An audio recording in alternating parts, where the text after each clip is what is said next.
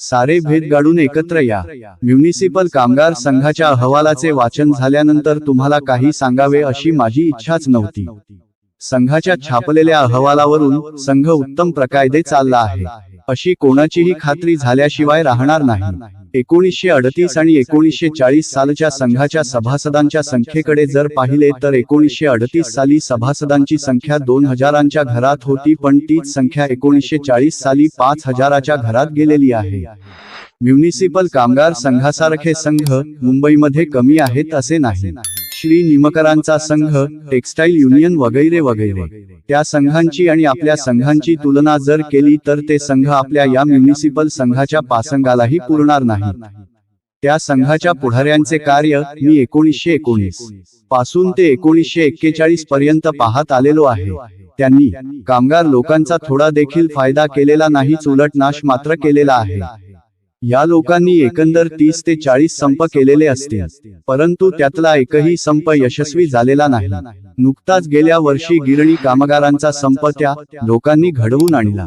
तो कसा तरी 3 ते 4 आठवडे चालविला। शेवटी कामगारांच्या पदरात एक पै देखील न पडता संपाचे 3-13 वाजले। ही गोष्ट आपणांपैकी बऱ्याच जणांस माहीत असेल।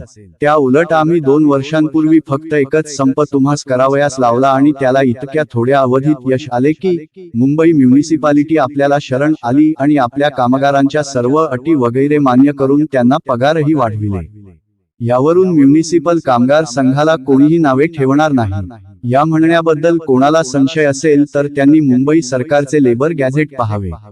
सरकार प्रत्येक संघाची व युनियनची मधून तपासणी करीत असते व नंतर लेबर गॅझेटमध्ये नमूद करीत असते। म्युनिसिपल कामगार संघासारखा व्यवस्थित असा कोणताही संघ अथवा युनियन चालत नाही असा शेरा सरकारने दिलेला आहे। या संघाकडून जी कामे होण्याची राहिलेली आहेत त्याबद्दल संघात काम करणाऱ्या मंडळींना कोणताही दोष देता येणार नाही। संघाचे काम करणारी माणसे अगदी कर्तबगार आहेत याबद्दल मला शंका नाही। याबद्दल मला जर कोणाला दोष द्यावासा वाटत असेल तर तो संघाच्या सभासदांना। संघात काम करणारी माणसे त्यांच्या स्वतःच्या जोरावर काहीही करू शकणार नाही। या संघाकडून जी कामे होण्याची राहिलेली आहेत त्याबद्दल संघात काम करणाऱ्या मंडळींना कोणताही दोष देता येणार नाही। संघाचे काम करणारी माणसे अगदी कर्तबगार आहेत याबद्दल मला शंका नाही।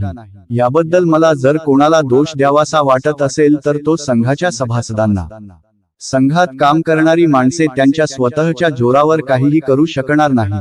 त्यांना तुम्हा सर्वांची मदत पाहिजे आहे आणि असे झाले तरच संघाला यश येईल।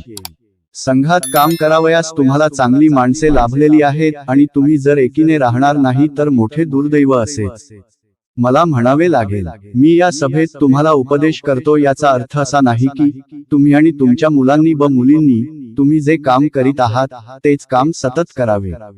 तुम्ही जे काम करता ते फार घाण आहे, परंतु सध्याच्या वाईट परिस्थितीत चोऱ्या, दरोडे इत्यादी गोष्टी करण्यापेक्षा हे काम बरे असे मला वाटते।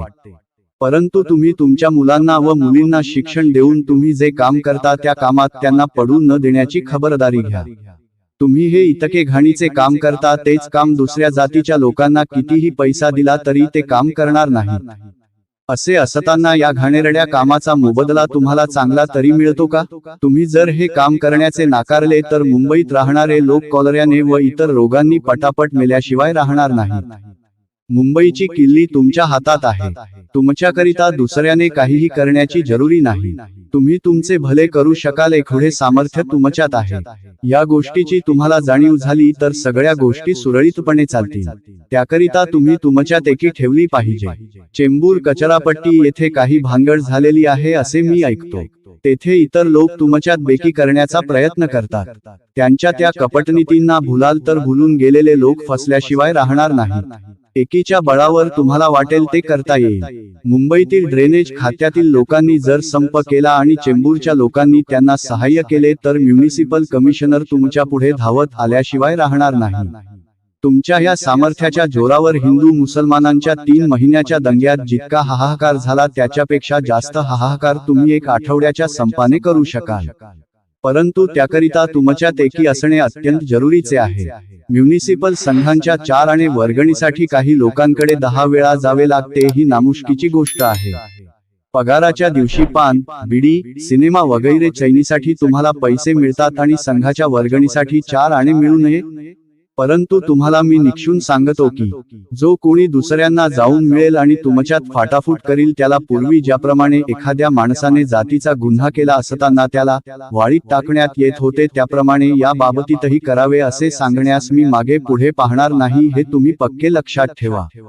तुमच्यात एकी असल्यावर तुमच्या गैरसोयी दूर करण्यासाठी तुम्हास दुसऱ्याजवळ याचना करण्याची जरूर नाही. चेंबूर कचरापट्टी येथे आतापर्यंत चांगले काम चालले होते.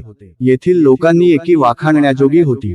परंतु तेथील अधिकारी लोकांनी काही लोकांना आमिष दाखवून तेथील लोकांत फाटाफूट करण्याचा प्रयत्न चालविला आहे.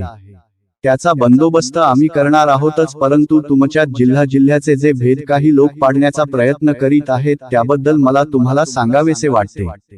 हे म्युनिसिपल कामगारा करताच आहे असे नसून ते सर्वसाधारण अस्पृश्य मानलेल्या लोकांकरिता आहे. काही वर्षांपूर्वी आपल्या समाजाला राजकारणात काहीही स्थान नव्हते. परंतु आता आपला पक्ष काँग्रेस व मुस्लिम लीग या राजकीय पक्षाबरोबरचा झालेला आहे. त्यांना जे महत्त्व आहे ते आपल्या पक्षाला आहे. हा कशाचा परिणाम? आमच्यातील एकजुटीचा. म्हणून या म्युनिसिपल संघात हे असले भेद असता कामा नयेत. म्युनिसिपल अधिकाऱ्याला म्युनिसिपल कामगार संघाचे फार वावडे होऊन बसले आहे. त्यांना हा संघ नको आहे. या संघामुळे त्यांना लाचलुचपत खाता येत नाही. म्हणून हे अधिकारी फोडा आणि झोडा या भेदनीतीचा अवलंब करीत आहेत. म्हणून वेळीच सावध होऊन तुम्ही जर हा जिल्ह्यांचा भेद नाहीसा कराल तरच तुमचा फायदा होईल. महार जात येथून तेथून सारखी आहे. कुठलाही महार कुठल्याही महाराच्या पंक्तीला जेवतो. त्याला कोणत्याही प्रकारे वाईट वाटत नसते.